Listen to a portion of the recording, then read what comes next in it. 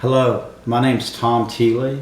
I'm a Christian author, and you can find me on the internet at authortomthiele.com.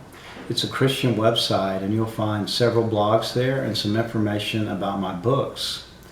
This is a video blog. I'm going to call my video blogs Take 3, where I take 3 minutes of your day to give you some scriptural insight. Today I'm doing compelling truth number 4, then the stones would shout. In order for me to better comprehend the teachings and actions of Jesus, I find it very helpful to refer to the Jewish customs of the era during which he lived.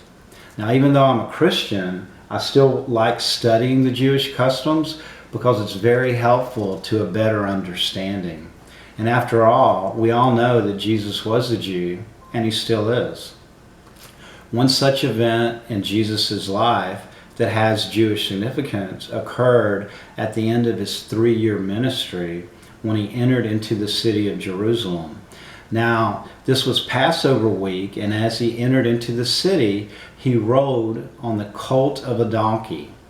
Now, 500 years before this, the prophet Zechariah had actually prophesied that the Messiah would enter into the city of Jerusalem on the colt of a donkey. Now, Christians today actually celebrate this entrance on Palm Sunday. And this celebration with the palm branches is actually historically correct, because when you look at the book of Matthew in the New Testament, Matthew explains how the followers that welcomed Jesus into the city actually laid their cloaks and palm branches along the road in front of Jesus as he rode in on the colt. And they sang the song in celebration, Hosanna to the Son of David.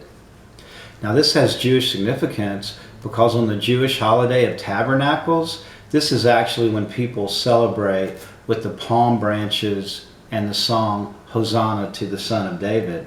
Now, as I said, Jesus rode into the city at the beginning of the celebration of Passover. So why would the people be performing the type of tradition they do during the Feast of the Tabernacles holiday when this was Passover? Well, there's a very good explanation as to why they do this. The holiday of Tabernacles actually celebrates God dwelling among his people. It's based on 2 key events, one that's occurred and one that has yet to come. God spent 40 years in the desert with the Jewish people as they went from Egypt to the Promised Land. Now, God promises to dwell among his people again when he returns at the second coming of Christ, and at that point in time, he will spend eternity with his people.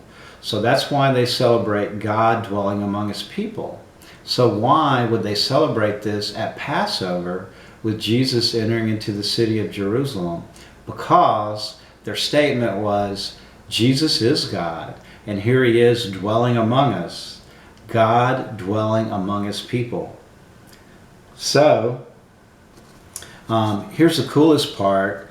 The Pharisees approached Jesus right in the middle of the celebration, knowing the statement that was being made by his people, that this is God, and they asked him to rebuke his followers because this was blasphemy.